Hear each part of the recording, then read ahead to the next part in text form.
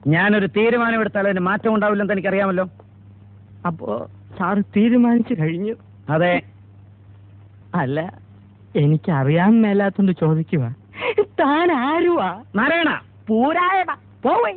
തനിക്കൊരു വിചാരമുണ്ട് താ ഏതോ കോപ്പിലെ വലിയ രാജാവാണെന്ന്. താ ഒരു പുല്ലുമല്ല. 1-2 ദിവസം ലണ്ടനിൽ പോയി ഏതോ ഒരു ഓന്തൻ റിച്ചാർഡ് സാഹിബിന് അരി വെച്ച് കൊടുത്ത് കിട്ടിയ കാശ് കൊണ്ട് ഒരു പഴയ കൊട്ടാരം വാങ്ങി അവിടെ ഒരു ആശുപത്രിയും തുടങ്ങി അവിടെ പ്രാന്തന്മാരെ പട്ടാളത്തിട്ട പഠിപ്പിക്കുന്ന ഒരു വിവരം കെട്ട പന്ന റാസ്കലല്ലേ താൻ. തന്നെ ഞാൻ 10 പറയണമെന്ന് വിചാരിക്കാൻ തുടങ്ങിയിട്ട് കാലം കുറയായി. താനൊക്കെ മറ്റേ ചിട്ടയുടെ ആളല്ലേ, മിലിറ്ററി.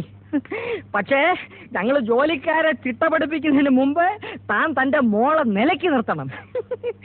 യൂക്കാലിപ്റ്റസ് മരത്തിനിടയിൽ പരസ്പരം കെട്ടിപ്പുണർന്ന് മരം ചുട്ടി ഓടുന്ന 2 യുവ മിഥുനങ്ങളെ ഞാൻ കണ്ട്.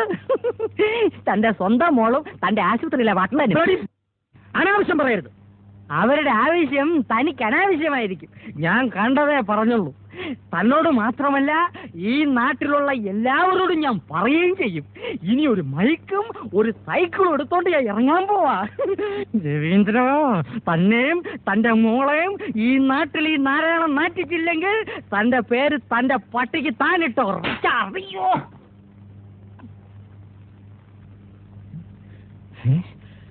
പോട്ടെ സാർ.